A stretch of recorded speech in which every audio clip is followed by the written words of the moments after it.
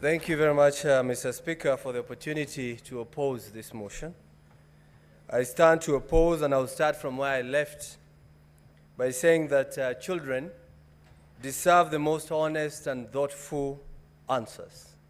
And allow me, when I give my point, to talk to my children and the children of patriots of this country, Mr. Speaker. Mr. Speaker, cutting off the neck does not cure headache, Mr. Speaker. Mr. Speaker, it is one thing to condemn a healthy person and another to condemn someone who is sick or bedridden. Today, we are told the Deputy President fell ill and he requested for time for us to give him an opportunity so that we can hear him. But that opportunity was not granted because we're in a hurry, and yes, I think we are. I don't know to where. Mr. Speaker, this is an impeachment in absentia. And I believe, Mr. Speaker, without contradiction, that probably it is a flawed process, Mr. Speaker. And for some reason or at some point, I was not able even to know who we are impeaching. Is it the Deputy President or the Governor of Siaya, Mr. Speaker? Why am I saying that? Because our standing orders, Standing Order 81 and Standing Order 80, says when a governor should appear before us. And we saw a governor standing there, Mr. Speaker. So sometimes I was asking myself, maybe the governor impeached himself by just appearing to us, Mr. Speaker.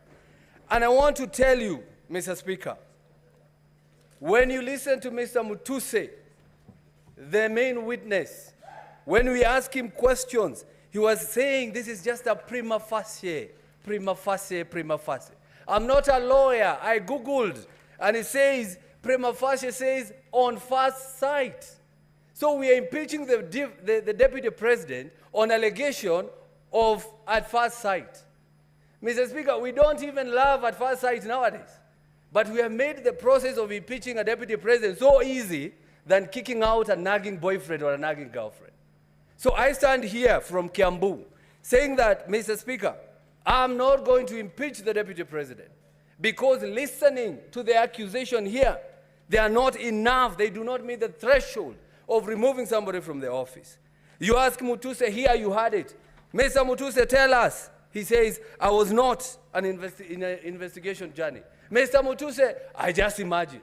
Mr. Mutuse, I don't know. Mr. Mutuse, I believe. Mr. Mutuse, Senate, believe me. Even if you don't believe me in one occasion or in one ground, just take one, the one that you love, Mr. Speaker.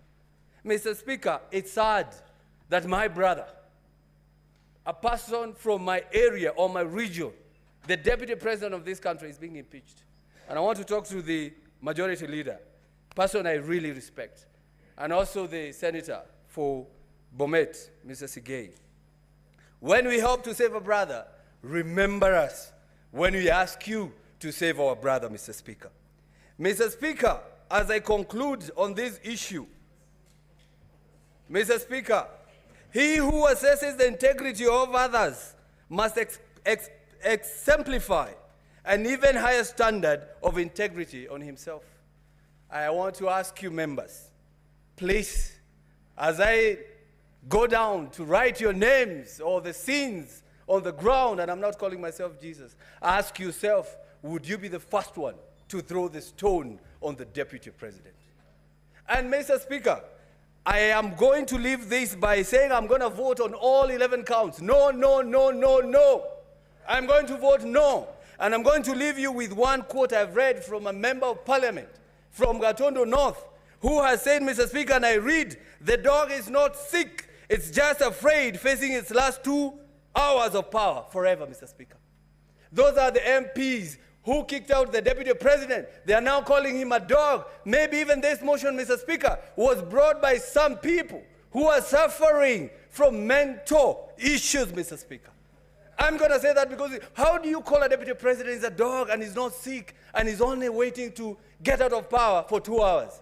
I ask you, brothers, please do not play along the galleries.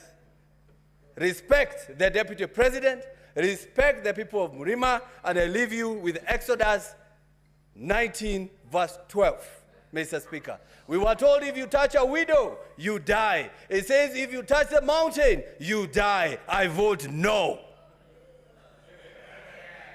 Senator Sifuna. Senator Edwin Sifuna.